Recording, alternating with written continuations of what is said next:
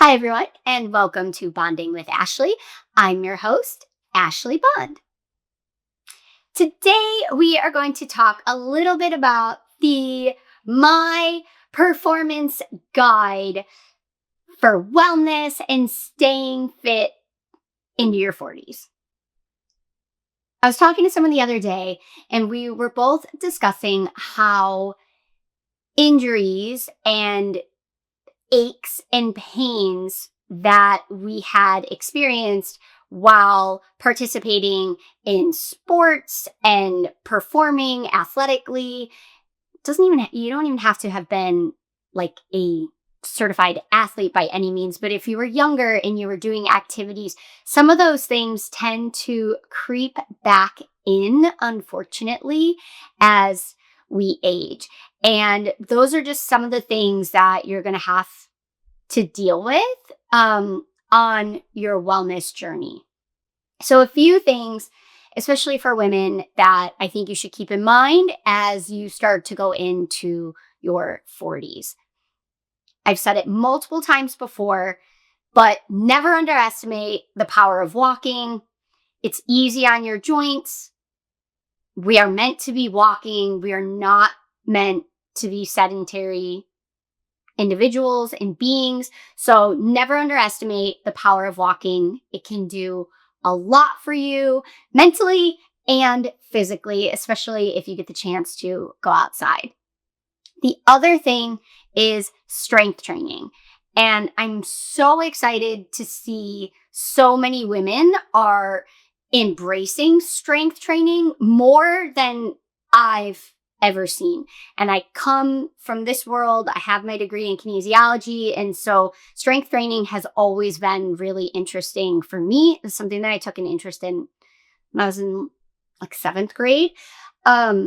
So I'm really excited to see that more women are taking that into consideration and building it into their wellness routine. It's so good for us. It's so good for our bones. And I really think that there are so many women out there that are showing it can really help you reach your fitness goals if you start incorporating it into your routine. So that's another thing. As I mentioned earlier, injuries also tend to pop back up, or you may experience new injuries. So I had a hamstring injury from college. I even specifically remember exactly when I did it. There was this dance and we were performing on the quad at homecoming and it was cold out. I definitely didn't stretch enough. I had to like grab my leg or do something and totally pulled my hamstring. I remember at the time I worked with like the athletic department and, or at least our health and wellness area, and ended up doing a little bit of physical therapy. And the injury occasionally would creep back in when I was dancing for the Bulls, but not so much. But lately, when I've been working out, it has actually kind of crept back in, which is so frustrating. So I understand people who feel like these old injuries, all of a sudden you haven't felt them in forever, you're fine, all of a sudden pop back up. My suggestion is try not to let that discourage you. Work through it, seek help, whether that's from a physical therapist, a doctor, a coach, somebody who knows a lot about healing and recovering and modify things and figure out how you can heal that area so that you can continue to build on your fitness and wellness journey. Sometimes you also get new injuries. I also recently had a new injury in my lower back, maybe like 4 or 5 months ago at this point. I started going to physical therapy for that. It has been so helpful, and I'm so excited because I'm able to do so much more. At first, I was really, really upset and freaked out because I felt super excited to be focusing on my fitness again and really working on my goals. And I really felt like it was going to set me back. And for anyone who's really had any type of injury, especially your back, you almost don't even realize how painful it is and how much it really can affect you all the time. So that I tried so hard not to let it discourage me. I worked on it, went to physical therapy, did all the things, and it is definitely getting better. So I'm very, very excited about that. So when you are faced with a new injury or an old one that's popping back up, try not to let it discourage you, because I think mentally it can totally set you back or discourage you from continuing on all the progress that you're making or all the progress that you want to be making in the future. So try not to let it discourage you. Another thing is start where you are. You may be in your 40s and you have never lifted a weight before, you've never strength trained, maybe you have always wanted to go to Pilates and you haven't tried it, or never be worried about starting from where you are. There are so many studies coming out now, especially I even saw a study recently that talked about women who start strength training in their 40s have a high probability of reducing their risk of dementia as they get older.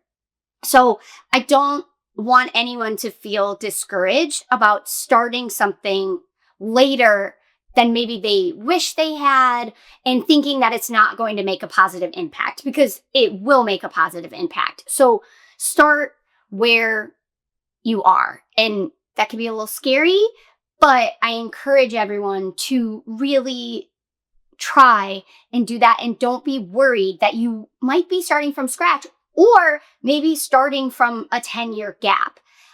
I will be very honest, there was truthfully at least 3 to 5 years, I think, in my later 30s that I was not strength training. I had a few injuries pop up. I wasn't getting my steps in, and that's really hard for me to say as someone who focused on fitness and wellness for so much of their life leading up to that. And I was nervous. I wasn't sure how my body would respond trying to go back to all those things that I loved. How would I feel?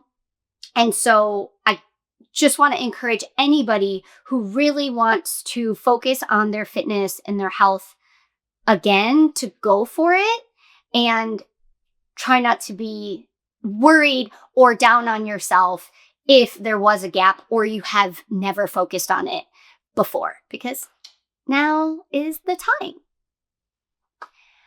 Another suggestion I have is try something new. It can inspire you to add it into your fitness routine or your wellness routine, and you might really enjoy it. So recently I tried a high rocks class. I was so nervous, but the people there were great. The instructor was amazing. Everyone there was super encouraging, and I had a lot of fun. And my main goal was to not pass out and not die. And here I am. So pretty happy about that. The second thing in terms of the types of things that you do, if there is something that you used to do previously, go back to doing that in little ways if you can. For example, if you used to play tennis, maybe you want to play tennis again, or maybe you want to pick up paddle or something new. I used to have a colleague that would ask me all the time, actually, have you been to dance class? Have you taken a class recently, or have you gone back to any dance things? And I was like, no.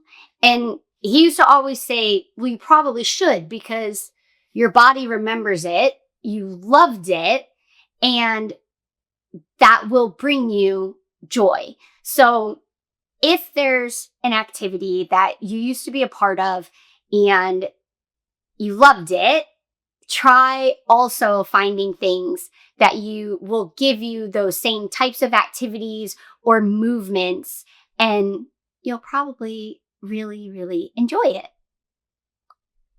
Another thing that I suggest as you get into your 40s, however, I think this is important all the time, is thinking about your recovery.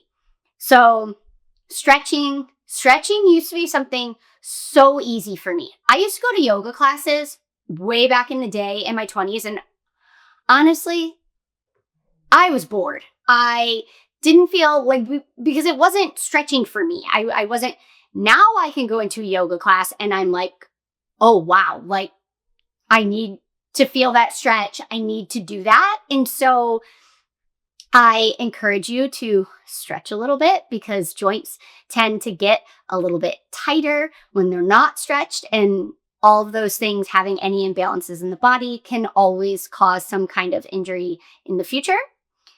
Try sauna. Maybe you want to try cold plunge. Maybe even meditating for you is a form of recovery, trying to get good sleep.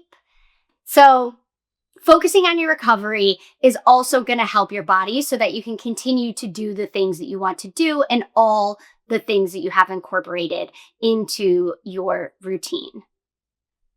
So yes, as we age, our routines around wellness and fitness tend to change, and that can be actually, a little exciting if you want it to be. So those are a few things that I think can help you on your journey as you get into your 40s.